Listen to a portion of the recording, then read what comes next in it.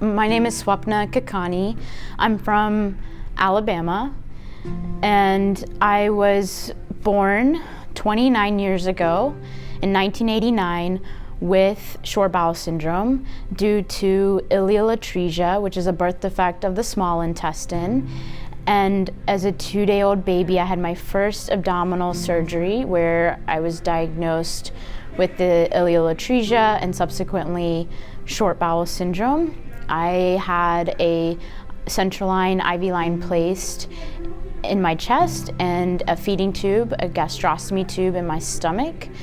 And from day 2 of life, I've been dependent on enteral nutrition for 16 hours a day, every day for 20 years, and TPN, IV nutrition, anywhere from 3 nights a week to 7 nights a week, getting partial or full total of my calories for 26 years and counting.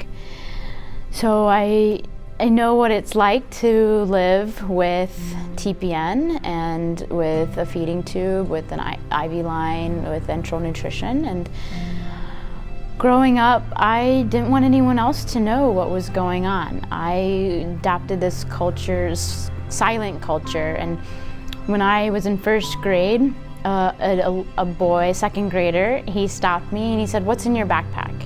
And without missing a beat, I said, "It's none of your business." And I kept on going. And so that was the beginning of my sassiness and my attitude towards what I was dealing with. I really wanted to be just like my peers, normal like them. And I didn't want anyone to use my health, my backpack, as an excuse, because I didn't see it as an excuse. And so more so see me for what I'm saying, what I'm doing, than what's under my shirt. And so really only people got to see my backpack because I wore it to school every day, but many hardly could tell that it was a feeding tube. And my friends knew something was going on, but they didn't really know the details. And about every year I would be in the hospital for almost a week at a time for an IV line infection. And I would get my schoolwork sent to me, or I'd even do schoolwork in the hospital, and it was part of our normal. We made an effort to make things our normal. And that was huge. So I have fond memories of a great childhood, dotted with hospitalizations and nights with high fevers and chills due to line infections, but a great childhood. And that's what I'm so happy that I have those memories, because my parents did a great job not pitying me at all and not getting angry with me for my disease, but more so because I was a 5-year-old or I had a cell phone and didn't tell my parents, those kind of things. And I really loved school. I excelled at school, and I felt like that was my time to shine, because I wasn't going to be your star athlete, even though I hit aces with my backpack. But that's me being really confident. But I got to play tennis with my backpack on, and I loved it. But really where I had a love was school and studying. And so I was excited to go to college away from home and live in a dorm room, and that's when I started taking care of myself and taking care of my own line and feeding tube. But I always had this hope, this dream of no more IVs and tubes, that I'm going to leap into the world of the healthy like my peers. And I had one more surgery in hopes of maybe getting closer to that goal. And unfortunately that surgery resulted in complications, more surgery, more complications, ultimately resulting in surgery to take out my small bowel and large bowel. And then now I'm completely dependent on TPN.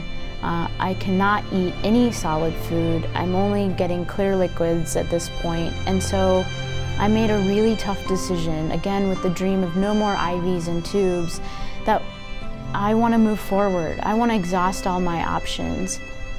And with the knowledge that the next step is tough and the next step could be transplant, that the death could be a possibility. It's not a cure, more so it could be an exchange of hardships.